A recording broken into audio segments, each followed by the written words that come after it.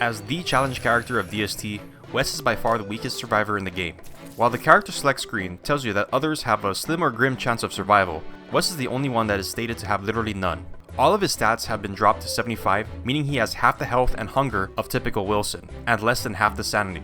Not only that, but he also has a bunch of status debuffs, such as being more vulnerable to freezing and overheating, grogginess, more prone to being hit by lightning, and being prioritized by hound waves. His inability to speak also has its downsides, since it makes him unable to inspect things or read signs. In my opinion, the biggest difficulty about playing Wes is in his reduced damage and work efficiency. While a regular character takes 15 swings with an axe to chop a fully grown tree, it takes Wes 20. It takes Wilson 6 strikes with a pickaxe to mine a boulder, while it takes Wes 8. Even worse than his reduced work efficiency is his damage. While a dark sword does 68 damage in the hands of regular characters, it only does 51 when Wes uses it. This makes boss fights more challenging, because it drags them out, meaning Wes has to expend more time and resources such as healing and sanity food, utility items, armor, and weaponry. So the challenge of playing Wes comes from the risk of playing a character with such low stats, as well as the extra time you're going to have to spend both inside and outside of combat. With that said, how does the weakest character fare against the strongest bosses in the game? If you want to know the answer, then stick around as I explain how to actually be an S Tier Wes.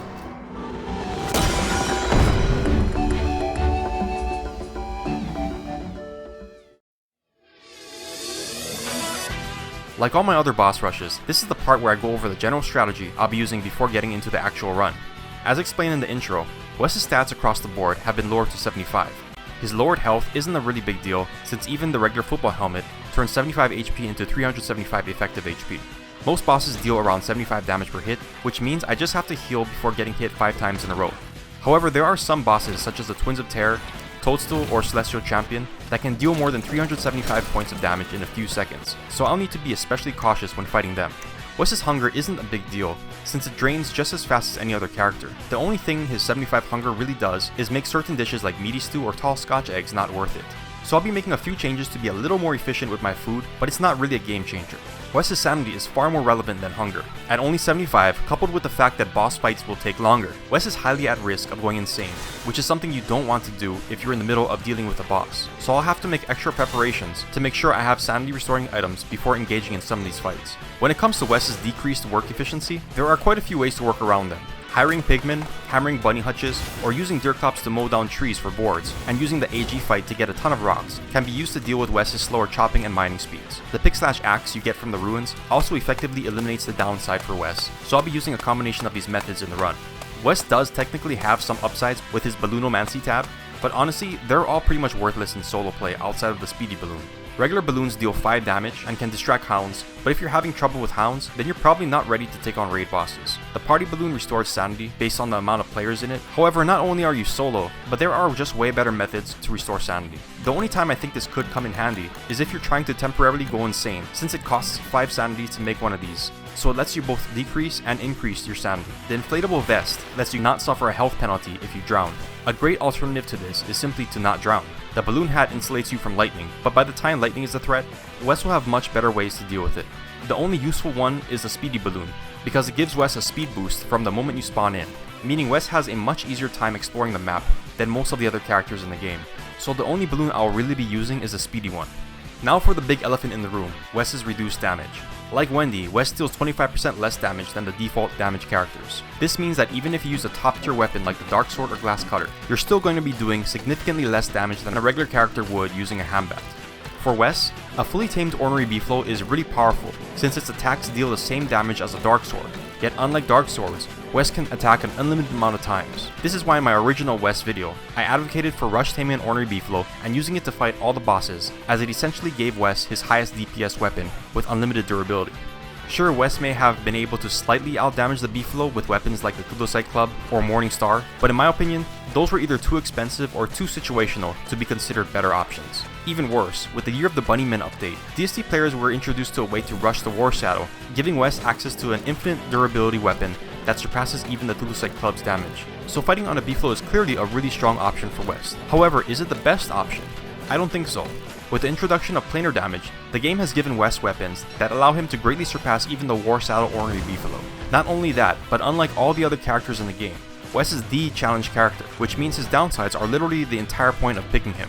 While there's nothing wrong with fighting everything on a Beefalo, I think there's a good case to be made that it conflicts with the spirit of a challenge character, especially when the game gives you far better offensive options. For this reason, unlike the original S Tier Wes video, I will be fighting all the raid bosses off of the Beefalo. I chose to do this run before Wes got his skill tree, because unless Wes's skill tree makes him weaker, I think it's safe to assume that the Wes I'm using in this run is by far the weakest character in the game. So if the strategies I'm using work for Wes, then the other characters of DST will generally be able to do the same, except with less difficulty. Anyways, that's the game plan. I'll of course be using Beefalo to move heavy objects, run around the map, and to fight some of the weak mobs here and there, but when it comes to the big battles, it'll all be on foot. Now let's get into the run.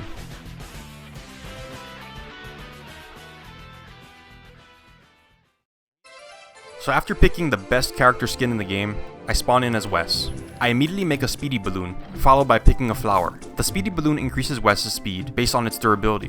While above 66%, it gives a 30% increase. At 66 to 33, it gives a 20% boost. And at less than 33%, the speed boost it provides drops to 10. Combined with a 30% speed increase of the road, these balloons allow Wes to reach speeds slightly above Beefalo, so they are really helpful for early game exploration. My first objective is the usual, which is to pick grass, twigs, and some flint. I also want to be a little more proactive when it comes to finding food, since Wes starts off with only 75 hunger, meaning exactly one day from now, he will begin to starve to death. Exploring wormholes is a great way to discover the map quickly, but it also costs 15 sanity each time you jump through one. Crafting balloons also costs 5 sanity. Because I don't want to waste time fighting nightmare creatures in the first few days, in a solo West world, picking flowers in the early game to restore your sanity is a totally viable strategy. After I felt that I had enough of the basic resources, I headed to the mosaic biome. Here I mined a bunch of gold veins because I want to walk away from here with a bunch of rocks, flint, and at least 11 gold nuggets. I make sure to keep my distance from the tall birds because right now, they can two-shot me, and it's just not worth engaging them in a fight when the best weapon I can make is an axe. All this time I'm constantly keeping my speed boosted by crafting new speedy balloons every time the one I'm currently using is almost at 0. After getting 13 gold, I left the mosaic, chopped down 2 fully grown trees because I needed their logs for a science machine, and went back through the wormhole at spawn because it led to the Beefalo Savannah. I found the Beefalo right before nighttime, so I quickly set down a science machine, crafted a razor, and shaved 2 of them while they slept. Then I crafted a shovel and a Beefalo bell, and bound it to one of the unshaven Beefalo. After that, I started to explore the map while feeding my Beefalo things like carrots, twigs, and mushrooms. Since I don't need to be riding my beef while it's being tamed by food, I use this opportunity to dig up a bunch of grass and saplings so that I can replant it once I find a permanent spot for a base. I also use this time to explore the Beefalo Savannah sinkhole in order to dig up more saplings for my base and pick light bulbs for a lantern. After heading back to the surface, I continued to explore the map while digging up resources and keeping my Beefalo fed. Since I will be fighting off my Beefalo a bunch, I prioritize saplings over grass tufts because twigs will let me make steamed twigs, a Beefalo specific crockpot dish that restores 100 hunger at the cost of just 4 twigs. At the dawn of day 3, I continued exploring. I came across a totally normal tree in the Mandrake Forest, which gave me 3 living logs for free. I hammered pig houses because the 2 boards, 2 cutstone, and 2 pigskin that they drop are really valuable materials at almost every point of this run. When it comes to pig houses, I typically try to hammer ones that are in an isolated location far away from where I'll end up basing, because leaving them is basically a waste of materials if you never plan on frequenting the area.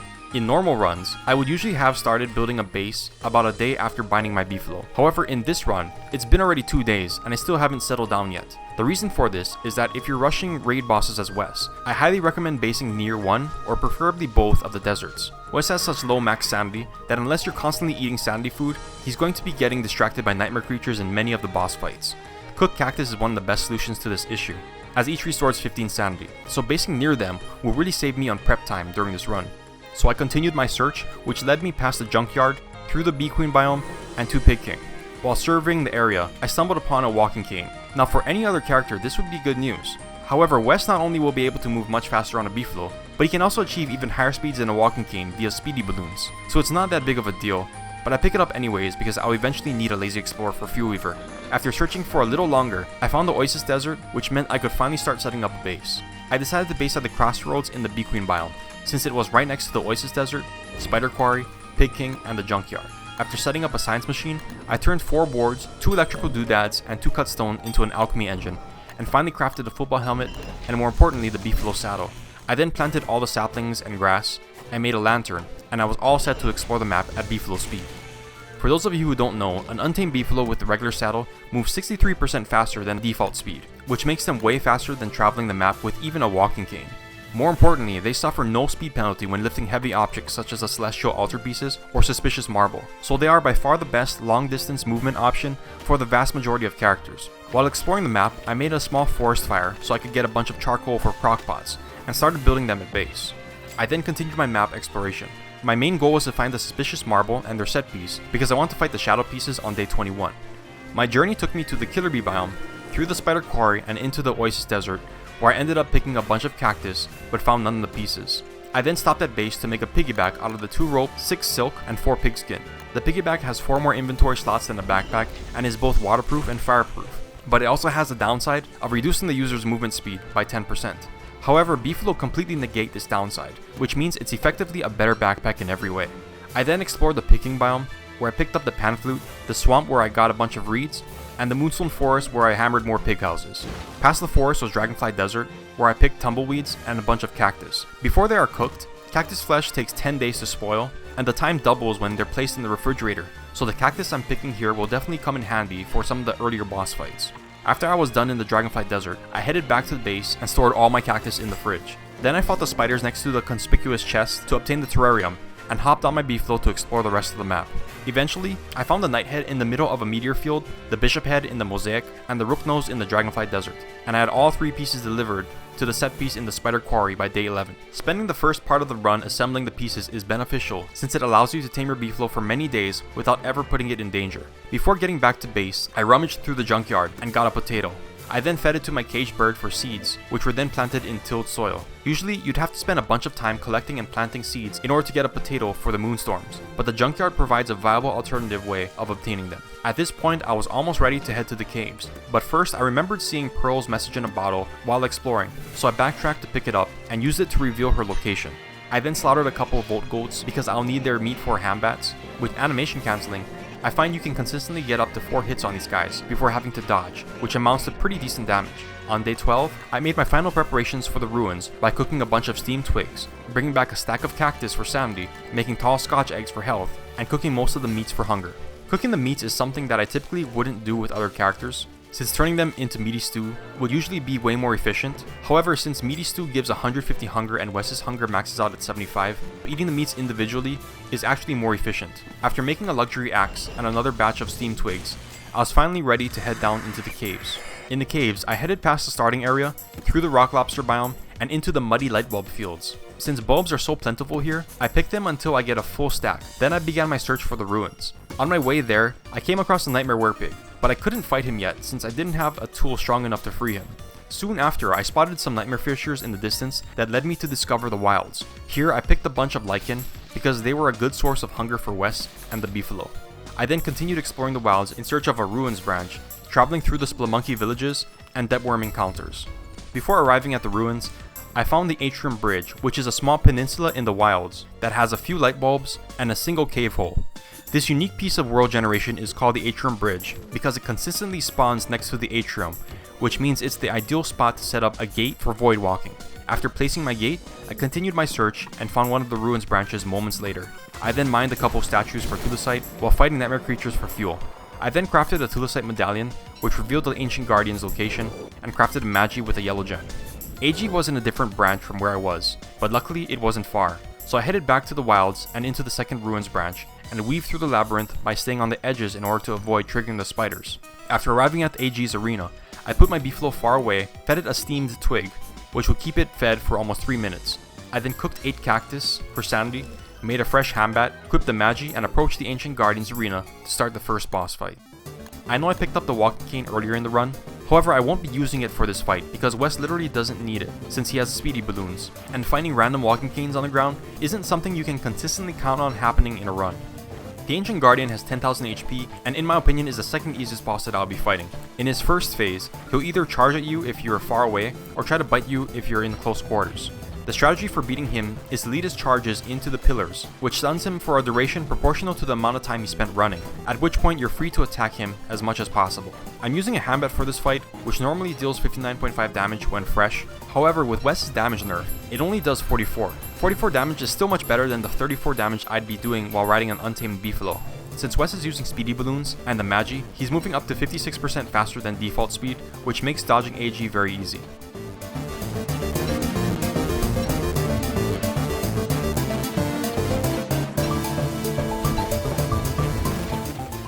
Once AG's HP dips below 6000, it enters phase 2, which is much more dangerous than phase 1, simply because it can spawn random shadow tentacles that rapidly hit for 60 damage and can be hard to spot.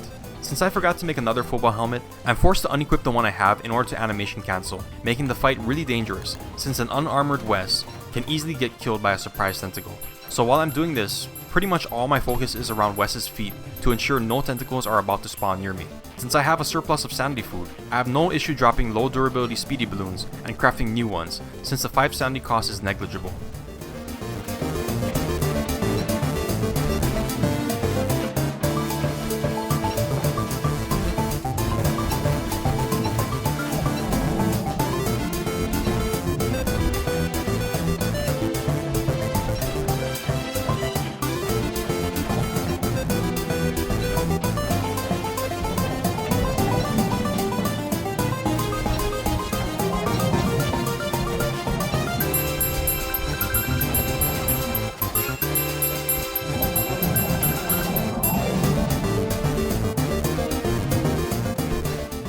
After a 3-minute fight, AG dies and drops a large ornate chest.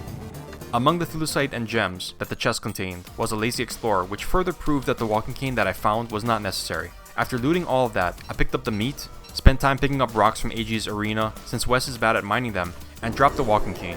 Then I went back into the ruins and upgraded the pseudoscience station so that I could craft a pick/axe, a construction amulet, 2 star color staffs, a deconstruction staff, and a couple of thulecite crowns. Each thulecite crown has more than double the durability and damage reduction of football helmets, which is really good for Wes and his mere 75 max HP. After getting all that, I headed out of the ruins, back through the wilds, and to the next boss fight of this run, the Nightmare Werepig. Once there, I lit up the arena with a dwarf star, put my Beefalo away, and fed it 3 steam twigs, which is enough to feed it for an entire game day. This is because with Wes's weak damage and Nightmare Werepig's regeneration, I didn't know exactly how long this fight would end up taking, but I was fairly certain it would be longer than AG. I then cooked the rest of the cactus because this guy has a really strong insanity aura, freed him by vibrating the pillars with a pick/axe, and made myself insane by crafting multiple speedy balloons. In hindsight, I should have crafted party balloons instead, since I could use them to regain sanity once all the shadlings were killed. After killing all the shadlings and the crawling horror, Nightmare Werepig lunged at me, signaling the start of the fight. Like the AG fight, this boss has 10,000 HP, and I'm using a weapon that normally deals 59.5 damage, but instead deals only 44 since I'm Wes. In phase 1, the pig will try to body slam me. Since my speed is being boosted by the speedy balloons and magi, avoiding these is easy. After missing 3 times, the boss will enter his huffing state, where he won't fight back at all. With animation cancelling, I'm able to get at least 15 hits on him before he gets up. The biggest danger of this boss is his insanity aura, which is just as strong as Deer Klaus's. Since Wes does such little damage, and this boss regenerates HP, I could be here all day fighting nightmare creatures if I'm insane all the time. So throughout the fight, I maintain my sanity by eating cooked cactus flesh.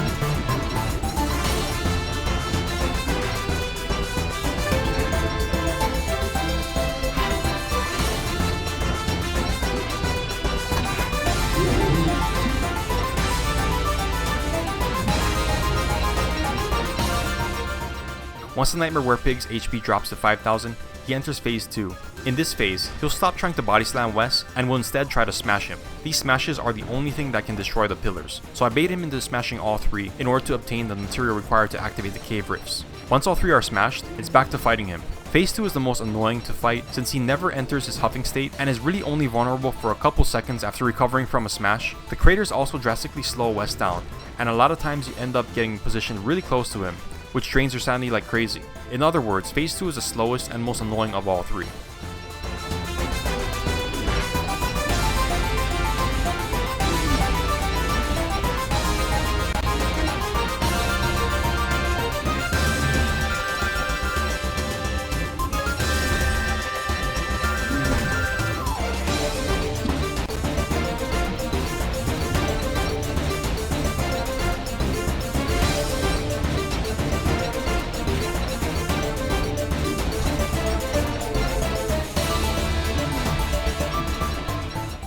After his health drops to 3000, Nightmare Werepig enters his final phase, which is almost the same as phase 1, except he will incorporate smashes into his attack pattern. And the only thing to be worried about are the craters that he makes that can slow you down, and the fact that he can combo you if he manages to pull off a body slam.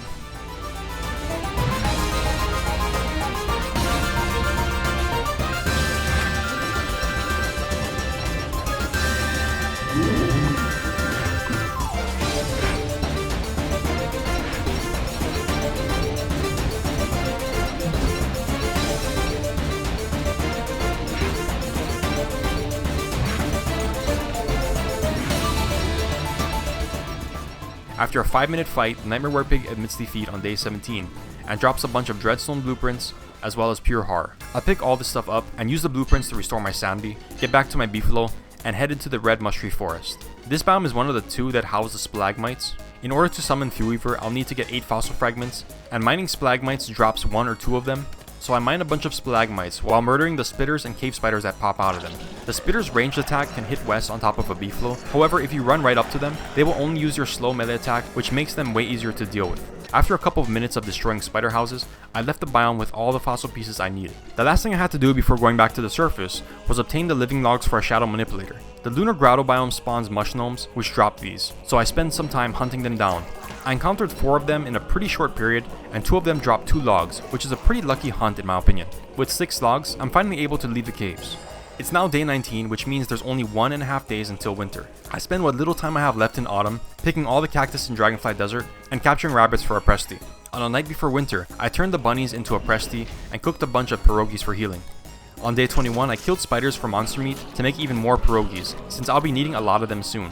I then killed a tall bird for meats while heading to the shadow pieces, put my Beefalo away, and fed it 2 steamed twigs to keep it taming for almost 6 minutes, and built an 8-tile long cobblestone road, because I'll really need the extra speed for this fight. After cooking cactus for sanity, I equipped the magi and mined the night statue to summon this raid boss. The shadow pieces are a 3-part boss fight. At first, all the pieces are in their level 1 forms. After killing 1 piece, the other 2 pieces will level up. Since the knight is the most difficult piece to fight, I target him to take him off the playing field first.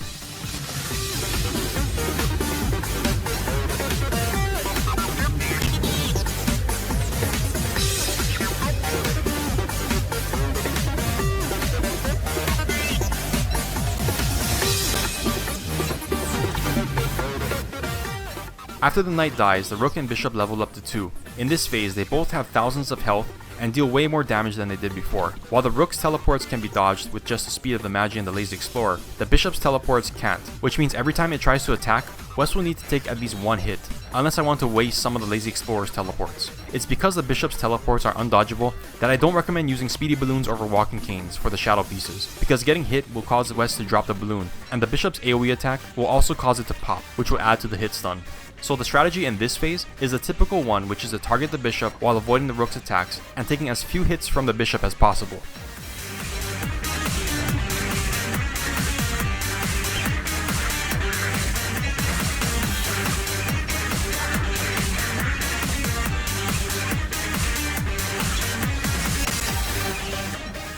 After the bishop's HP goes to 0, it dies and the rook respawns by leveling up to 3. In this phase, it has 10,000 HP and deals a crazy 165 damage per attack, which makes it one of the hardest hitting opponents I'll be facing in this run.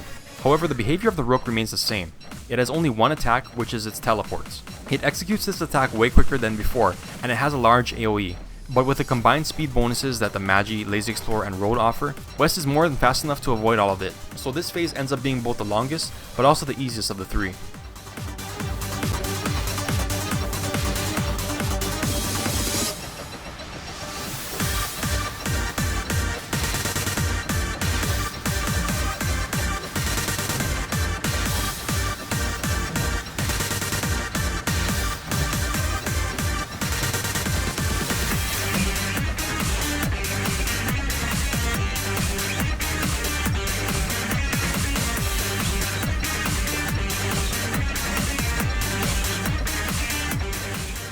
After a 4-minute fight, the level 3 rook is defeated, which means I've beaten the first actual raid boss of this run. I then pick up the Shadow Atrium and Nightmare Fuel, grab my Beefalo, and head back to base in order to prepare for the toughest boss fight of this video. After placing the Presti, I use the living logs and purple gems I got from the caves to build a Shadow Manipulator and a Nightmare Amulet. I then grabbed all the cactus from the fridge, made an umbrella in case it started to rain, and headed down to the caves on the night of day 22. Sure enough, it actually was raining in the caves, so the umbrella was worth it. I then spent time digging up green caps for extra sanity. While searching for more of them at the green mushroom forest, my Beefalo fully tamed as an ornery, which is actually pretty good considering how much time I had spent off of it during the run. After getting 12 green caps, I headed past the wilds and to the pseudoscience station that I repaired in the ruins. At the station, I made a star and crafted a bunch of pseudoscience crowns for armor and pseudoscience clubs for weapons. The clubs are Wes's strongest non-planar weapons, dealing an average of 58.2 damage per hit, when you account for the shadow tentacles that the club spawns. After crafting that and picking up the ancient key, I was finally ready to head to the atrium. So I headed to the landmass called the Atrium Bridge, where I had built the gate earlier, and cheated myself into the void.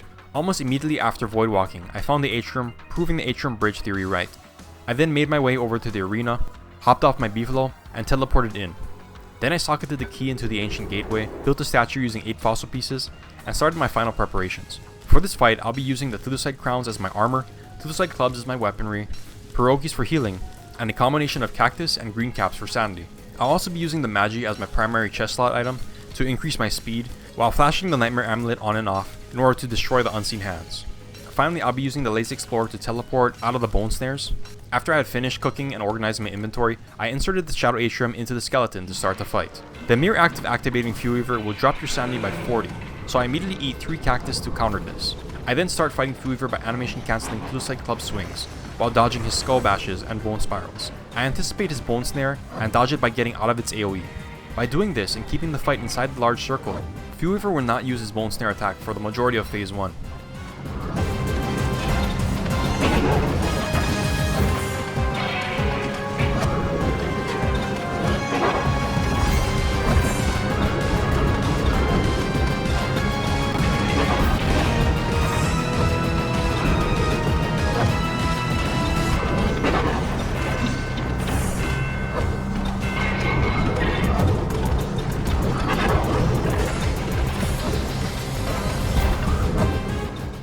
After he finally uses the snare, I teleport to a corner and start swinging away while tanking instead of dodging.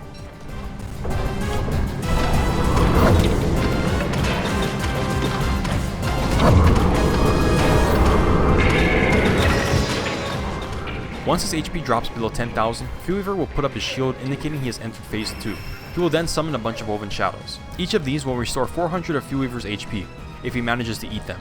The typical strategy to deal with them is to throw tornadoes at Fuelweaver with the Weather Pane item. However, since we're rushing Fuelweaver, Weather Panes aren't an option. So instead, I walk Fuelweaver around the edge of the arena, which lets me destroy the unseen hands while keeping him away from his healers.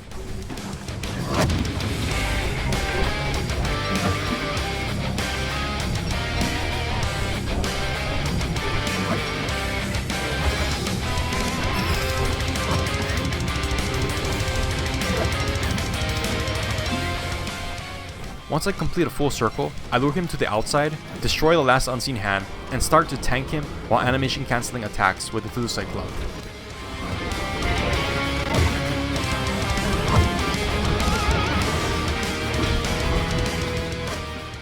After 20 seconds of vulnerability, Fuelweaver puts his shield back up and summons another wave of woven shadows. I just repeat what I did the first time by walking him around the arena while trying to keep him from healing and flashing the nightmare amulet on and off to destroy the unseen hands.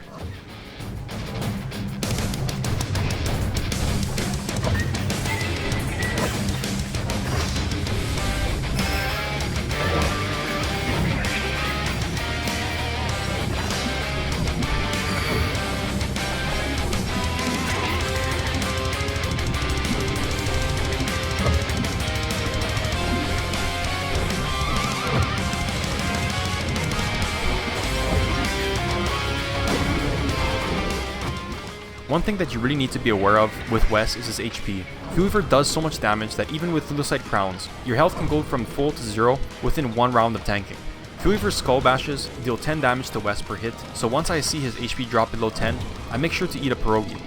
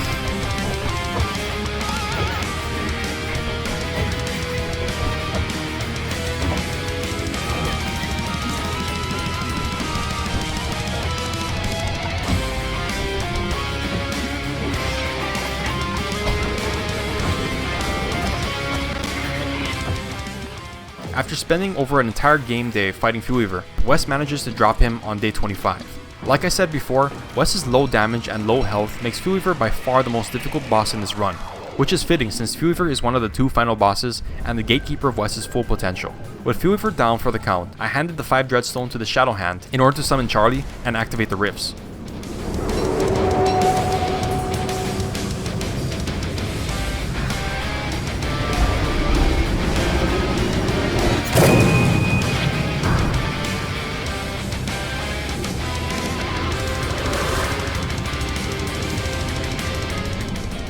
With the rifts activated, I hopped back on my Beefalo and headed to the ruins once again. Since the ruins regenerated, I started to mine the statues that respawned.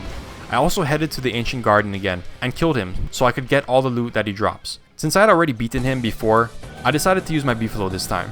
Since my Beefalo fully tamed as an ornery, it's dealing 50 damage per hit, which is the same damage Wes would be doing with a Dark Sword. If you include the fact that I can ride my Beefalo for almost 2 days without getting bucked off, and I can move at 163% movement speed, the fight is significantly faster and less risky than the first time I fought him.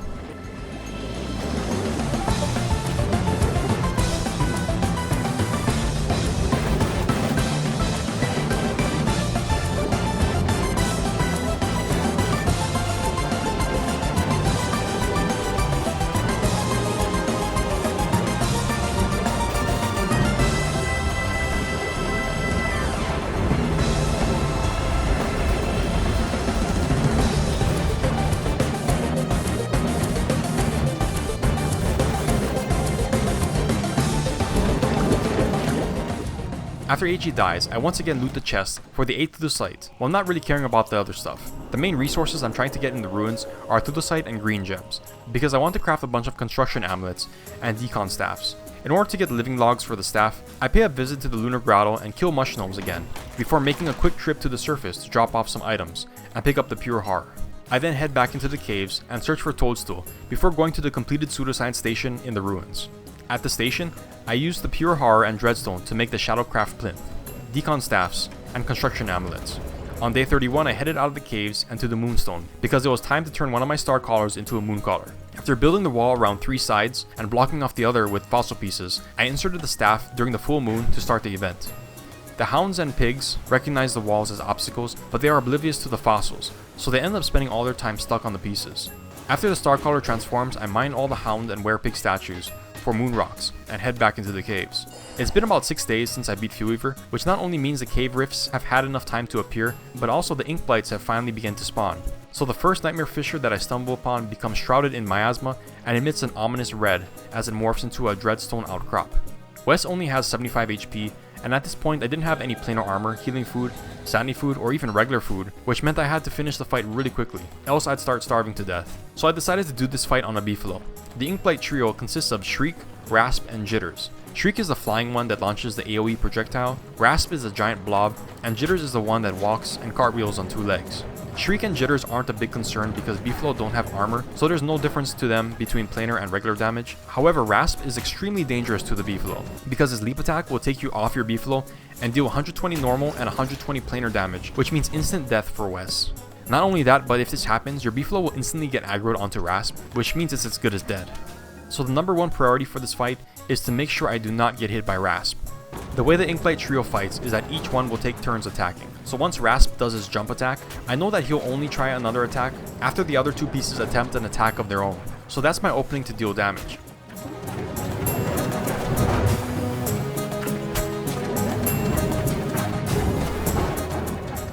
After Rasp dies, it's just Shriek and Jitters. They operate with the same mechanic of only attacking after the other has executed an attack.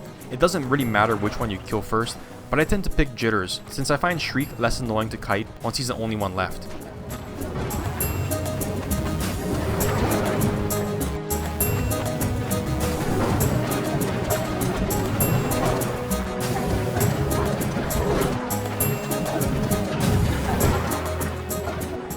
After all 3 Ink Blights are defeated, I pick up the Pure Horror, Nightmare Fuel, and Dark Tatters that they drop and head back to base.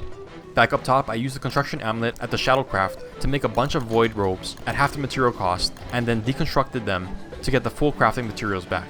After repeating this a bunch of times, I ended up turning my 9 Dark Tatters and Pure Horror into 25, Then I used the last of my construction amulet to craft a Void Cowl, Shadow Reaper, and Umbrella, and used the remaining materials to craft 18 Void repair kits.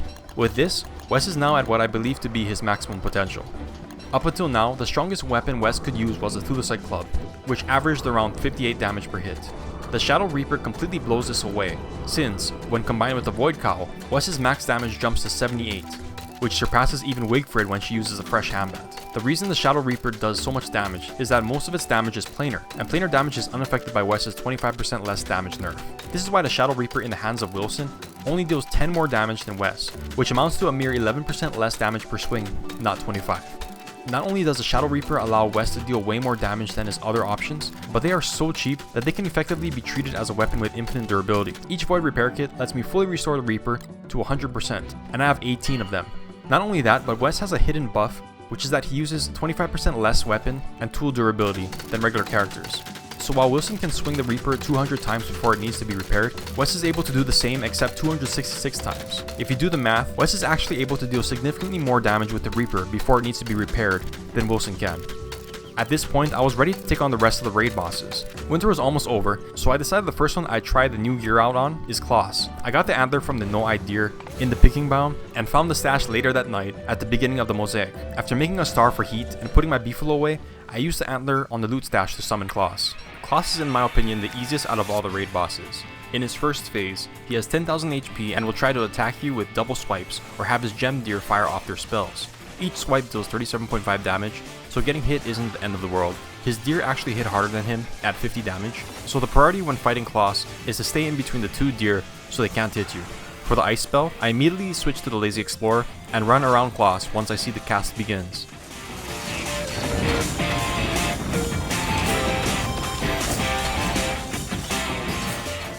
For the fire spell, I continue to attack Klaus until the cast is complete and then quickly run out of its AoE. These elemental spells are a little more dangerous to Wes than other characters, since he has extra vulnerability to overheating and freezing, so it's really important to not get hit by either. Even if you don't get hit, you need to keep an eye on your health, since you'll still be taking a few points of overheat or freeze damage with each cast. Once Klaus's HP goes to 5,000, he summons Krampus. Coincidentally, a Hound Wave began at the exact same moment. Add in the random hostile Merm, and things got chaotic very quickly. I would usually just kite both Krampus by attacking once and then dodging, however they got distracted by the hounds, so after the fight cleared up, I just continued fighting Klaus.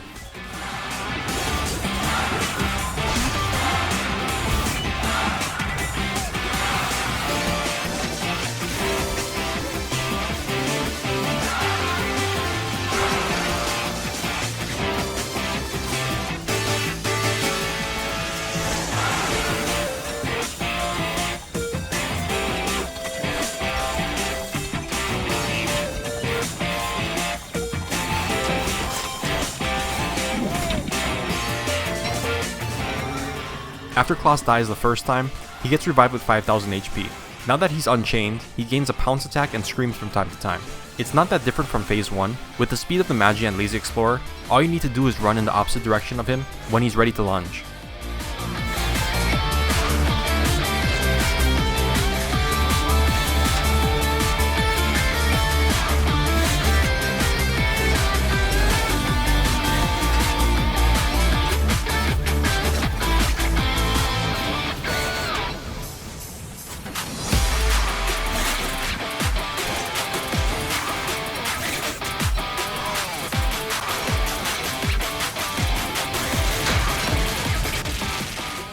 After a 3.5 minute fight, Klaus dies and I'm rewarded with all the loot from his stash. Unfortunately, he died right next to the Dwarf Star, which ignited the piece of coal that Klaus dropped, which apparently was close enough to ignite all the rest of Klaus's loot. So everything, including the Malbatross bill, got burnt except for the Deerclops eyeball. After Klaus, I picked up the Pan Flute at base and headed straight to the next raid boss, Dragonfly. By the time I got there, winter transitioned into spring and it immediately started raining. Rain could sometimes be an issue in boss fights because you have to sacrifice one of your equipment slots in order to dry off. However, wetness is a complete non-issue since I rushed Fuelweaver and crafted the Umbrella. To be honest, I think the Umbrella is my favorite out of all the post-Rift items.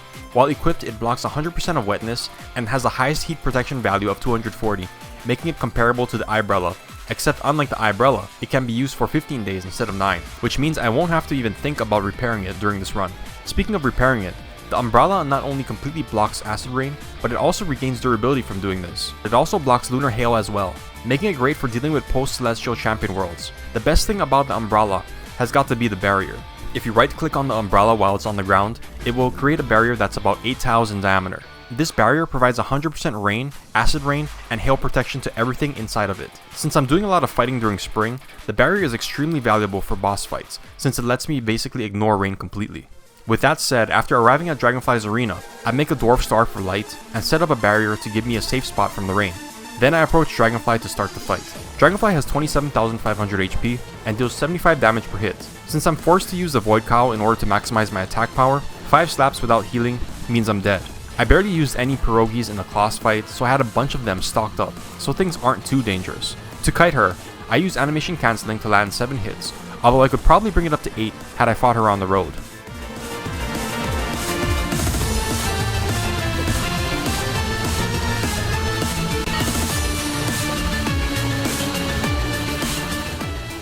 Once Dragonfly's HP drops below 22,000, it flies off to spawn lava. The by-the-book way to beat Dragonfly is to build walls off the furthest lava pond from the center, which blocks the lava. However, I wanted to show that even with the weakest character in the game, it's totally viable to fight Dragonfly without walls. The strategy is to follow Dragonfly to her lava ponds and kill her lava off as quickly as possible. If Dragonfly spawns 2, I kite them until she spawns her last lava and then pan flute Dragonfly to sleep. It will always spawn exactly 5 lava the first time. If you make sure to kill the last lava she spawns, it will guarantee she enrages. So I do that because it makes for a much faster fight than her making another batch of lava.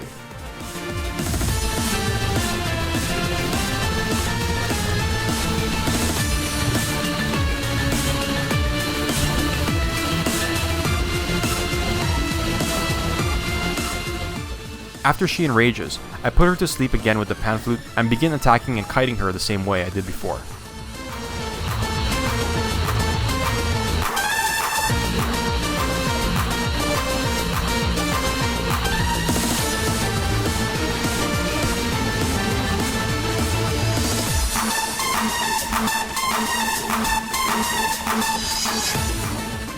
Once her health dips below the next threshold, she flies off to spawn another wave of lava. I just repeat what I did the last time, while keeping in mind that she spawned 6 lava this time around, and 7 of them during the final wave.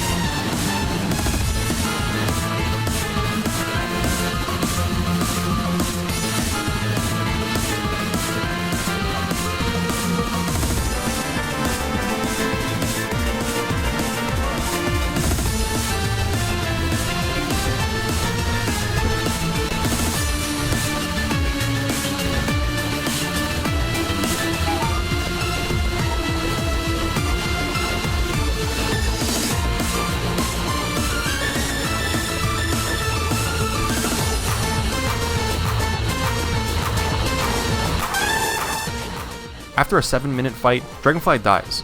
I then pick up everything except for the yellow and orange gems and ride around the desert picking cactus, because the next boss has a really strong Insanity aura. I then rode back to base, left my Beefalo there, and made a star at the junkyard. Since I defeated the Nightmare Werepig back in autumn, he's now on the surface trapped in a giant pile of junk. Before freeing him, I activate the Umbrella's barrier and cook all the cactus. After organizing my inventory, I freed him from the junk and then attacked him to start the fight. The Scrappy Werepig will immediately rummage through the junk for a weapon. He pulls out the club this time, so I dodge by running away and then attacking him 6 to 7 times before dodging again. Unfortunately, I run into a tree while trying to dodge the second swing, which ends with me getting hit. Since I'm too far from the arena, the Scrappy Werepig runs back to the junk pile and starts throwing garbage. To dodge this, just keep on the move and make sure you're not in the shadow of the falling debris. I didn't do this, so I get stunned by the garbage, which lets the Scrappy Werepig hit me again. This breaks his weapon, causing him to run back to the pile to get another one. This time he gets the cone. He'll use this weapon to do a high-speed charge. To avoid this, either dodge it by moving diagonally or put an obstacle in between you and it. After his charge fails, I get 3 to 4 hits on him before dodging again. You may have noticed that my Shadow Reaper is maxing out at 72 damage instead of 78. That's because this boss has 20% armor. Wes's normal damage sucks, so most of the damage he's doing is planar. Therefore, Scrappy Werepig's armor doesn't make a huge difference in this fight.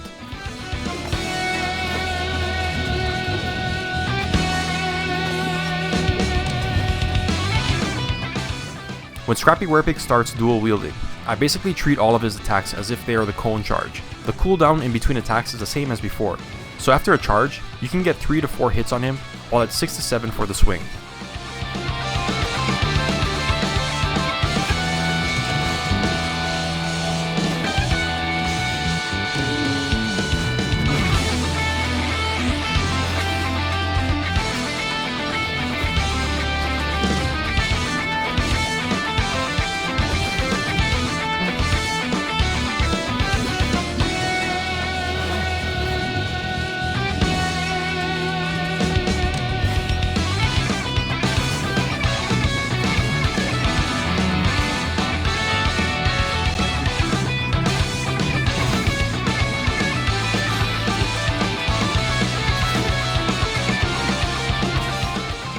After a 3.5 minute fight, the Scrappy Werepig is defeated, dropping a bunch of scraps, the Automata Conic, and the Horizon Expandinator. At the time of this recording, the Scrappy Werepig was just released, so this fight could definitely be improved upon, but in the end, a win is a win. Unlike the Nightmare Werepig, defeating this boss isn't necessary for this run, since I can get scrap from hammering the fences. However, he is a boss that in my opinion is worth fighting, since the Horizon Expandinator definitely helps with things like ocean exploration. So after picking up all the loot, I headed back to base and found out that a moose goose had nested really close by. So close in fact, that unless I did something about it, I wouldn't be able to use my crock pots, since her mosslings would eat everything. So I deployed the Umbrella's barrier, put my Beefalo away, and started hacking away at the babies to summon Mama. It's a very normal moose goose fight, where I attack 4 times and then dodge. I unfortunately opted to run away from her and grab my weapon instead of just unequipping it when she screams. This would normally mean you lose out on a hit or two, but since I'm using the Void Cowl and the Reaper, getting that extra hit makes a big difference, since it keeps your Reaper dealing full damage. So it's much better to just unequip your weapon when the moose goose honks, instead of running away when using this set.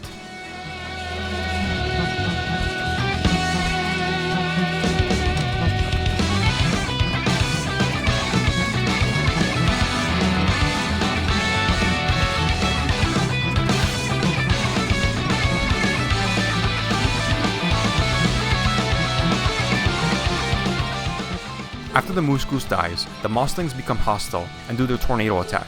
It's the same strategy as fighting these guys as any other character, except since I'm Wes, I have to pay attention to my health since the lightning bolts the mosslings generate bypass armor. After the mosslings were beaten, I noticed there was another moose goose nest near base. Instead of waiting to see if they would be a problem, I decided to take care of them too. After they were taken care of, it was time to activate the archives. So I brought the iridescent gem with me down into the caves and headed toward the blue mush tree forest. While riding through the rock lobster biome, I noticed a bunch of free pure horror and dark tatters on the ground. This is probably because the Ink Blight trio got into a fight with the rock lobsters and lost. Anyways, for me, this is just free void repair kits, so I picked up the loot and continued my trek. Once I got to the Lunar grotto, I found the entrance to the archives and mined my way through all the boulders. I then activated the biome by socketing the iridescent gem, got the distilled knowledge from the correct toilet, and unlocked it by completing the puzzle. Then I mined 2 statues to get enough materials to make the 2 astral detectors, and headed out of the archive maze and back into the Lunar grotto. While traveling through the biome, I got hit by a greater gestalt because I was wearing the Void Cowl. These guys deal almost 200 damage, so I recommend not wearing any high level shadow gear until after you're out of this biome. I then made a quick stop at the ruins to get another construction amulet. However, I forgot that with the rifts activated, earthquakes also drop boulders, which ended up destroying the pseudoscience station I built. After that, I got a ton of boards from Pearl's Chores by hammering a bunnyman village before heading back to the surface. Back up top, I turned the free pure horror and dark tatters that I got in the caves into more void repair kits, which ended up increasing my reserves to 21. 21 is way more than what I need for the rest of the bosses. However, the next boss will probably be the most expensive in terms of void kits and gear in general. So after cooking a bunch of pierogi for heals, getting enough marble for 4 suits, and crafting 2 new pan flutes, I headed over to the Bee Queen. Earlier, I had cleared this area of beehives because I wanted as little interference as possible in this fight. Once I had all my resources, and set up a barrier for rain protection, I then hammered the hive to wake her up. Because the fight is such an enormous resource drain, I started by using my Beefalo.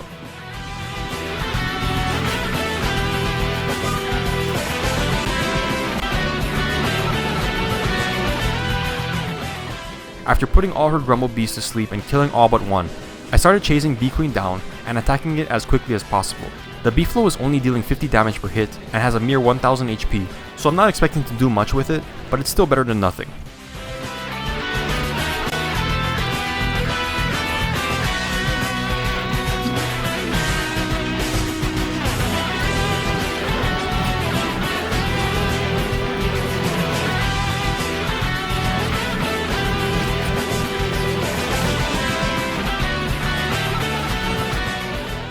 Once the bottom of my screen turns red, I send my Beefalo running back to its bell and start fighting on foot. I'm using the standard strategy to fight her, except the only difference is that instead of Beekeeper hats, I'm using the Void Cowl. The Void Cowl has almost as much durability as Beekeeper hats, and I can restore them to 100% with a single Void Repair Kit, making them a very good head slot item for this fight, even if I wasn't using the Shadow Reaper.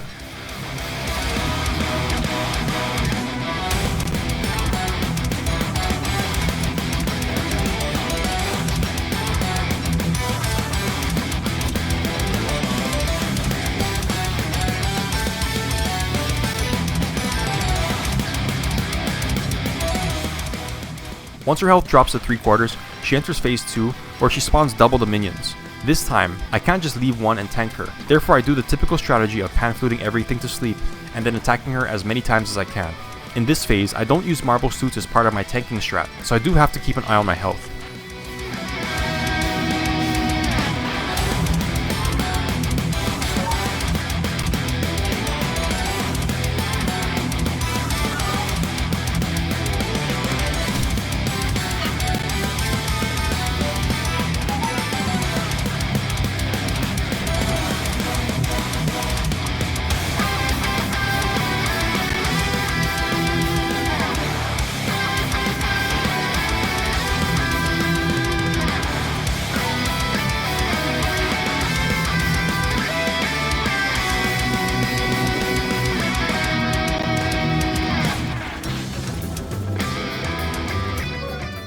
Once her health dips to half, she enters phase 3, where she'll begin to send her bees flying at Wes at super speed. Like the other phases, I use the standard Bee Queen strat of using the Magi, Lazy Explorer, and Road to run her bees as far away from her as possible, and then run back to Bee Queen to deal as much damage as I can while her bees slowly return. I haven't mentioned this earlier, but another reason why this fight sucks as Wes is that the damage increase of the Void Cowl resets every time you get hit. Because you're forced to tank and spank, and the fact that you have to spend time running away from Bee Queen instead of constantly attacking her, the average damage Wes is doing per swing is much lower than the Reaper's max of 78.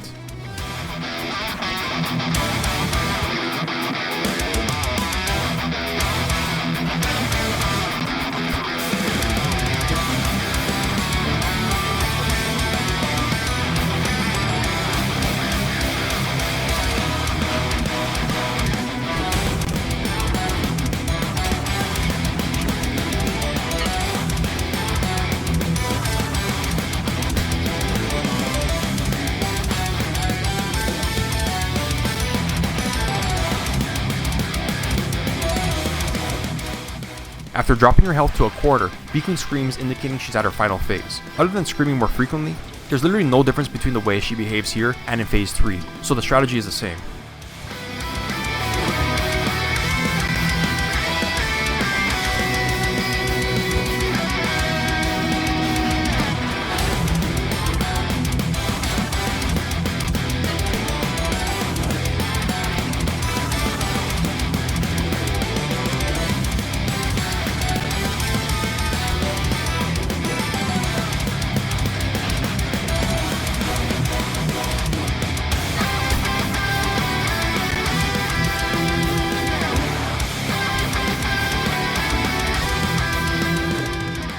After a fight that lasts for more than 10 minutes, Bee Queen drops dead on day 45. This fight is by far the most annoying and resource intense one in the run. I ended up using 3 marble suits, 4 void repair kits, a whole pan flute, and over 10 pierogies. I only did this fight to show that Bee Queen is doable with even the weakest character in the game, so I completely understand if others would rather cheese her with the twins instead of having to deal with this nonsense. On a positive note, Bee Queen does drop some of the best loot in the game, so I take her royal jelly back to base and started turning them into jelly beans. While they were cooking, I started using the astro detectors to find the celestial sanctum pieces. I found one in the mini swamp and the other in the Beefalo savanna. Now that both pieces were dug up, the astro detectors pointed me in the direction of the altar pieces on Lunar Island. Lunar Island was off the coast of the killer bee biome, so I started to bring the sanctum pieces there. While doing so, I almost died after foolishly deciding to mount my Beefalo while it was on fire. Luckily, jelly beans were there to save the day. I forgot to take my umbrella out of my backpack while transporting the pieces, so things got really dangerous again when I found myself being chased by a tall bird and a bunch of nightmare creatures at night while freezing to death. Thanks to the power of jelly beans, I was once again able to escape this situation. The next day, I transported the other sanctum piece to the killer bee biome, loaded both onto a raft, and paddled there while picking up pieces of driftwood along the way, since driftwood ores are so much faster than the regular ones. After getting to Lunar Island, I dropped off both pieces at the triple fissures. Then I mined the 3 celestial altar pieces and socketed them as well. One cool thing about Wes is that he can quickly lower his enlightenment to 0 by rapidly crafting balloons. So I keep my enlightenment low by doing that while mining enough moon shards for 5 glass axes, which I'm able to craft at the Sanctum. Before leaving the Lunar Island, I picked up a lot of kelp from the shore and paddled back to the mainland. With the Celestial Altar and Sanctum completed, I only needed the icon to start the Moonstorms, so it was finally time to complete Pearl's chores. Back at base, I planted all the kelp I got from Lunar, then I caught a bunch of butterflies with a bug net, dug up the 8 berry bushes with a shovel, and grabbed light bulbs from the caves. At night, I caught fireflies and picked grass for ropes. After a few days of prepping the other stuff like cutstone, boards, and carpet flooring, I made a grass raft off of the side of the killer bee biome and headed to Pearl. Once there, I killed a lure plant for the first point of friendship. Then I planted all the butterflies for the second point, and hung kelp on her drying rack for point number 3. After that, I went back to the boat and started searching for the cookie cutters, because I need their shells in order to upgrade Pearl's house. This was made easier with the Horizon Expandinator, as it allowed me to search a much wider area while paddling along the coast. Unlike in some of my other runs, finding the cookie cutters only took a few minutes, so once there I paddled around the salt formations and killed them until they dropped their 10 shells. After that, I paddled back to Pearl's Island before my boat sank and started working on the remaining chores. I planted 8 berry bushes and began fertilizing them with the poop from my Beefalo. I then used the 10 cookie cutter shells, 10 boards, and firefly to upgrade Pearl's house to the first level. Then I used 10 marble, 5 cutstone, and 3 light bulbs to upgrade it further. And I completed her house with the 10 moonstone, 5 rope, and 5 carpet flooring, which brought the amount of friendship points to 6. I spent the night using the pinch and winch to pick up all the trash around Pearl's Island, and completed this task the next day. While I was doing this, it started frog raining, so I had to abandon Pearl's Island because it was too dangerous. The next day, the frogs had cleared up, so I gave her the parasol for friendship point 8. Then I built her a wooden chair for point 9, and fertilized the last 2 bushes for the final point. With Pearl's Pearl, I paddled back to base and spent a bit of time creating the kelp reaper farm. Using a grass raft, I pushed all the kelp I had planted into a corner. Then with the lazy forager equipped, I used the Shadow Reaper's secondary function to harvest all the kelp stalks with a single swing. The lazy forager's rapid pickup speed allows me to obtain all the kelp in just 5 seconds, which is way faster than having to pick each stalk individually. After that, it was time to fight the final cave boss of this run, Toadstool. With 52,500 HP, Toadstool is by far the tankiest boss in this run. However, Wes is capable of doing almost 20,000 damage with the Shadow Reaper before it breaks, and I have a full stack of repair kits, so I'm not worried at all about having enough damage to beat him. It was raining in the caves, so I deployed the umbrella for wetness protection and used the bone helm to kill the terrorbeaks in order to max out my sanity. I then cooked most of the cactus on the star and put my Beefalo away and chopped Toadstool's cap to start the fight. Toadstool's fight relies heavily on positioning.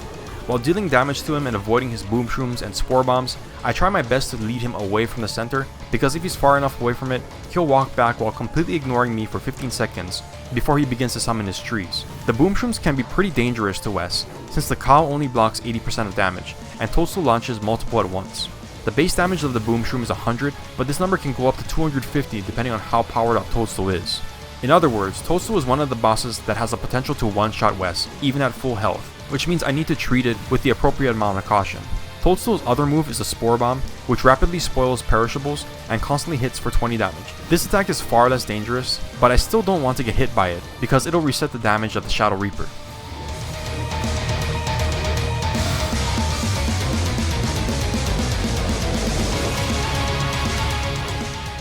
Once he starts to summon them, I continue to attack him until he has 4 up. Then I go to pre-chopping the trees using the glass axes. With 8 spore caps, Toadstool is at full power, which multiplies his damage, defenses, and speed.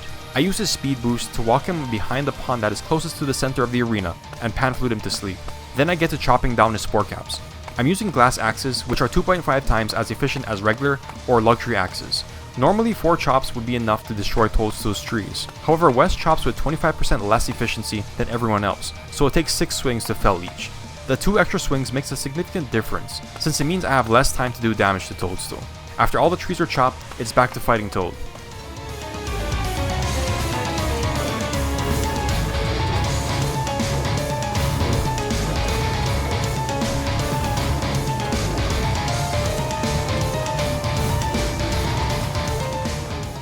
After 45 seconds of fighting, Toadstool begins to walk back to the center again for 15 seconds before spawning another round of spore caps, so I repeat what I did the first time.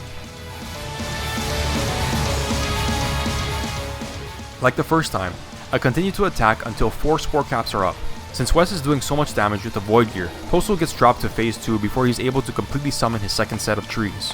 Toadstool's behavior is no different in phase 2, so I just continue fighting it the same way.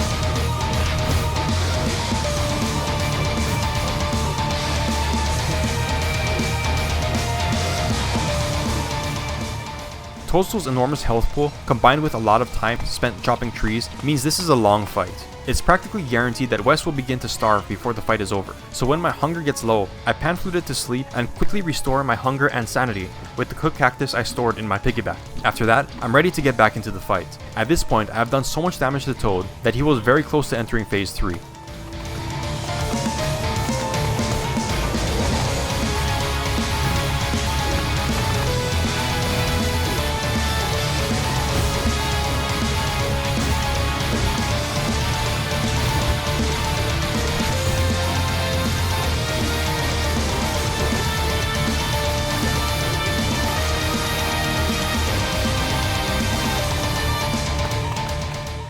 When Toadstool has less than 21,000 HP, he will start to attack with his double stomps. The damage these deal are as devastating as Boom Shrooms, and they're much harder to avoid. Getting comboed by this move and Boom Shrooms is certain death at this point, so I treat Toadstool with a lot more caution than earlier. Toadstool's stomps also causes minerals to drop from the ceiling. These can be as much of a problem as the stomps, since getting hit by them not only resets the Reaper's damage, but with only 75 HP and 80% armor, they can really end up doing a lot of damage over time.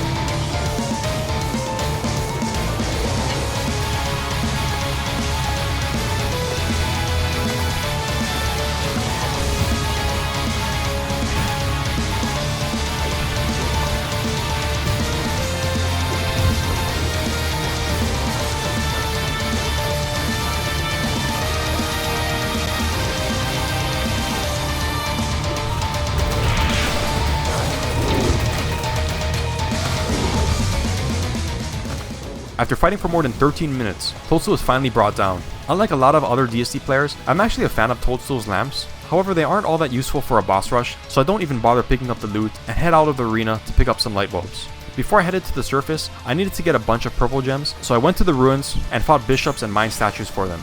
On my way back to the surface, one of the nightmare fissures started glowing red, so I decided to kill the Ink Blights again. I only used up 3 void repair kits against Toadstool, and I had a ton of these back at base. But I like to fight bosses, and I like to hoard, so I teamed up with the rock lobsters to beat these guys again. Back at base, I replenished my stock of repair kits and started capturing killer bees for the Crab King fight. Although it was summer, heat wasn't an issue because I had cold thermal stones and a luxury fan to cool me down, as well as the umbrella to block the heat. And of course, in the worst case scenario, I could just tank the heat damage with jelly beans. That's at least what I thought at the time. Unfortunately, later in this run, I would find out that I was very wrong. Anyways, after getting over 30 bees and the materials for multiple grass rafts, I used the astral detector to point me in the direction of Crab King and paddle to his location. At Crab King, I cleared out the boulders on one side of the arena, socketed Pearl's Pearl along with 7 purple gems, unwrapped the bees, and then put everything to sleep with the pan flute. Right after, I socketed the final purple gem to wake Crab King up, and quickly teleported to the other grass raft with the lazy explorer. After the bees woke up, they started attacking Crab King non-stop, which steadily decreases his HP while also preventing his healing. As this was all happening, I avoided his geyser attacks by paddling left and right.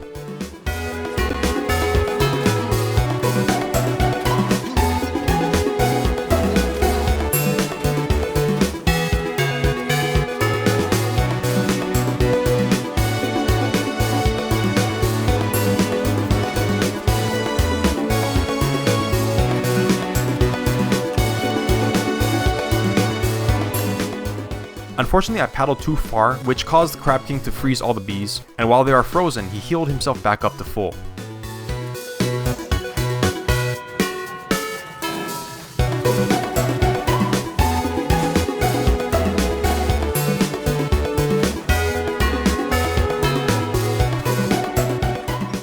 Later in the fight, I started to overheat even though it was nighttime. I think this was due to Wes's extra vulnerability to overheating.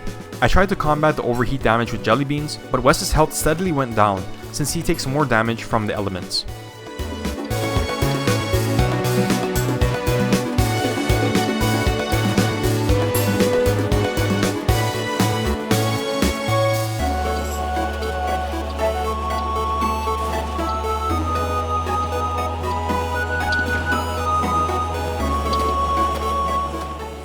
Over 6 minutes after the fight started, Crab King died.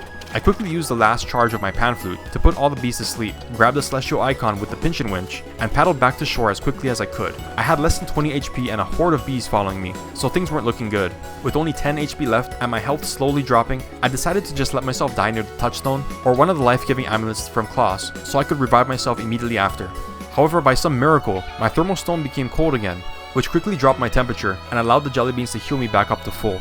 I then used the umbrella to keep my temperature low and walked back to my raft, killed all the bees, and brought everything back to base. After exchanging my thermal stone for a cold one and making pierogies just to be safe, I took the celestial icon to the wooden raft, paddled to Lunar Island, and finally socketed it into the third fissure to start the Moonstorms. In the most recent update, requirements to summon Celestial Champion have changed, from needing to help Wagstaff get restrained static 3 times to only needing to do this once. However, the gear required to deal with Moonstorms remains the same. So back at base, I deconstruct the Moonglass Axe for moon shards and grabbed the potato I had been growing all this time from the icebox and headed to the Moonstorms. There I helped Wagstaff complete his experiment while mining infused moon shards from lightning strikes and capturing moon gleams with a bug net. The way I usually complete these events is without armor, since I have Astragos in my head slot, a Magi for speed, and a Lazy Explorer in my hands. This is especially dangerous for Wes, since birds deal 20 damage each, and getting put to sleep probably means you're going to take a bunch of hits. So I make sure to avoid getting hit too much, while keeping myself under the effects of jelly beans. After getting the restrained static from Wagstaff, I swapped my thermal stone for a cold one at base, and went to the second Moonstorm in order to get the rest of the infused moon shards and moon gleams. Once I got my 15 moon gleams and 30 shards, I headed back to base to make a bunch of pierogi and grab both thermal stones, before making my final voyage to Lunar Island.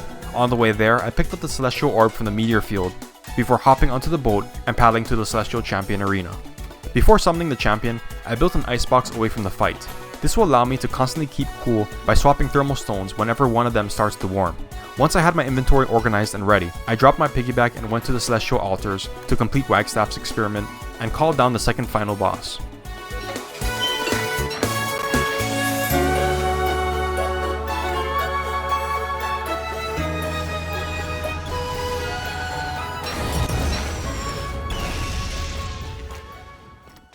The Celestial Champion has 3 forms. His first form is by far the least threatening. At 10,000 HP, it has the lowest health of the 3. Its attacks do hit pretty hard, but they're nowhere near as devastating as what he'll be capable of later. When first form CC does his rolling attack, I just dodge it by running perpendicular to wherever it's headed. The flopping attack is probably its most dangerous, as it can hit multiple times, but dodging it just involves running out of its range. Its final attack is summoning Gestalts, which again is dodged by running away until he stops. The Reaper is especially strong against CC, since it deals additional damage to Lunar aligned mobs, resulting in Wes achieving a maximum damage of 86 per hit, which puts him on par with Wigfrid with a Dark Sword.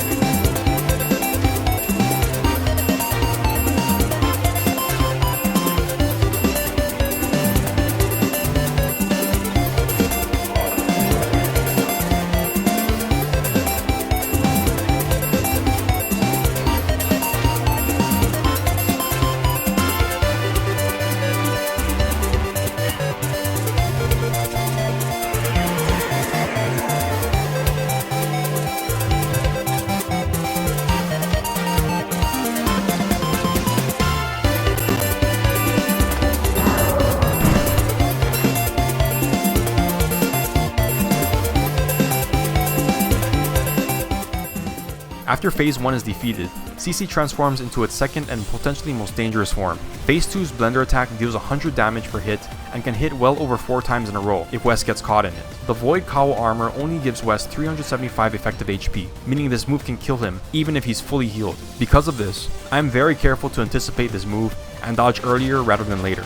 Other than the Blender, CC has a Spike Wall and Chop attack, which can both be dodged by moving out of range. The Gestalt summon is a little different, because it creates waves of Gestalts that act like projectiles that deal a lot of damage. To avoid these, not only do I stay out of CC's melee range, but I also equip the Lazy Explorer and run circles around CC to avoid the first 2 waves, and then quickly run behind the final wave and continue my attack. Phase 2 is definitely a step up from Phase 1, but it's still very doable as long as I don't be too risky when I suspect the Blender attack is next.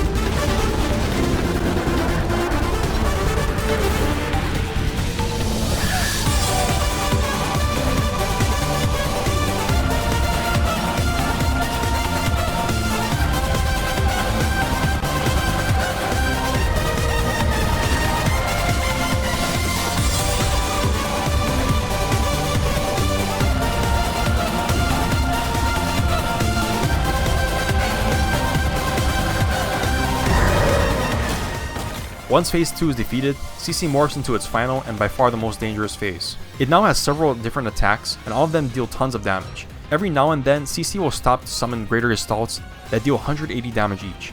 Phase 3 will fire snares all around the arena that makes Wes groggy and can even put him to sleep. If Wes is too far, it will fire lasers that also deal 112.5 damage and hit twice. If Wes is too close to it, it will stab the ground dealing 112.5 damage multiple times in a row. Like Phase 2, 3 has the ability to kill Wes even if he's at full HP. The lasers that CC fires not only hits multiple times, but they can stack on each other at close range. Getting hit by stacked lasers can deal more than 600 damage, meaning instant death no matter how high Wes's health is. By far the biggest threat in this phase is getting put to sleep. All of CC's attacks add massive amounts of enlightenment, and the boss itself has a huge aura, which means Wes's lunacy will be maxed out at all times. Avoiding regular Gestalts that naturally spawn isn't a huge deal. The problem is that when CC destroys its spires, each one spawns a Gestalt, so you're going to be dealing with an arena full of these guys every time spires get destroyed by lasers. Getting hit by one of them will make Wes groggy, and another will put Wes to sleep. If this happens, there's a good chance that you're dead, since you're definitely going to get hit by a double laser, usually followed by more lasers, or getting immediately knocked out again. It's for this reason that I brought the Nightmare Amulet. While fighting Phase 3, I'm constantly watching for Gestalts. If there are too many, I equip the Nightmare Amulet to instantly set my enlightenment to 0, which neutralizes them. The Nightmare Amulet only lasts for about 3 minutes, which is why I toggle it on and off when needed, since it's not going to last the entire fight. It's still very dangerous even without the threat of getting put to sleep, but it's way more doable.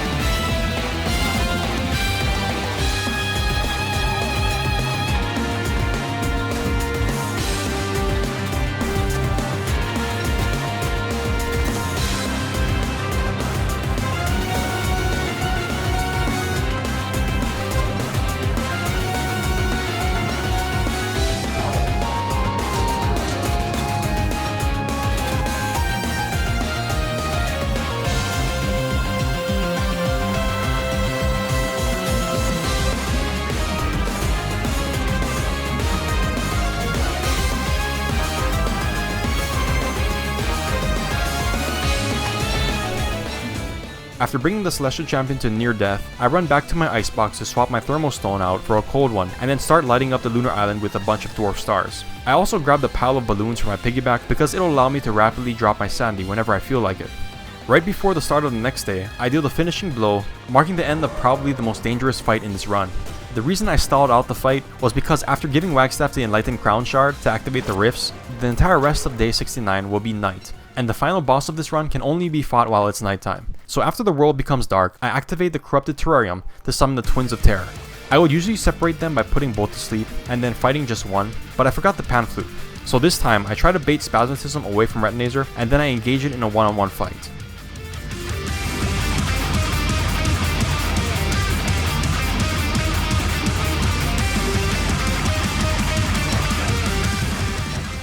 Because I lit up most of the island with the dwarf stars, fighting Spasmatism is made a lot easier since I can see everything.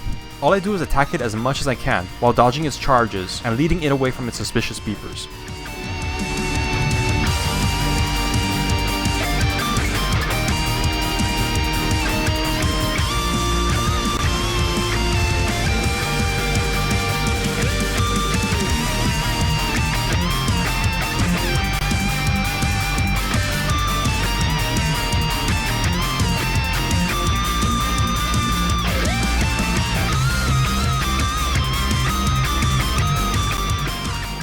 After its health drops to 3000, Spasmatism will enter phase 2 where he charges multiple times in a row. Each charge does 125 damage, so getting comboed by these can be fatal, even if Wes is at max HP, so I approach this phase with more caution.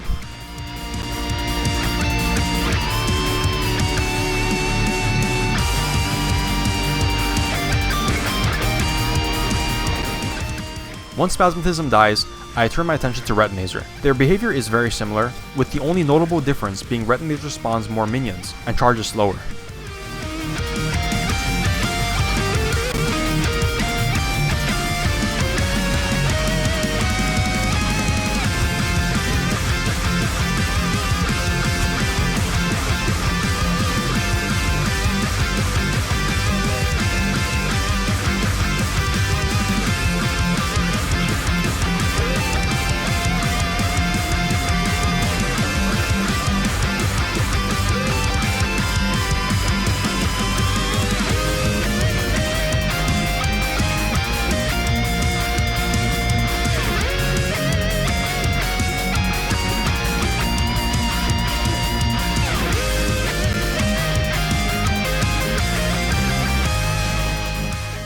After spending most of the day fighting, the final twin dies, which marks the end of the last boss of this run.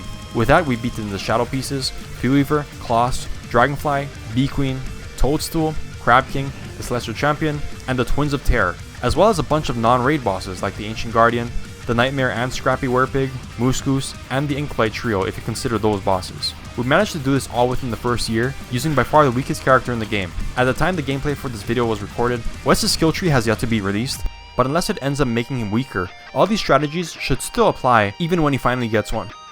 That's the end of the video. I hope everyone enjoyed watching a raid boss rush using the challenge character of DST. If you've stuck around to the end of this one, I truly appreciate your time. Like always, thanks for watching, take care and have a great day.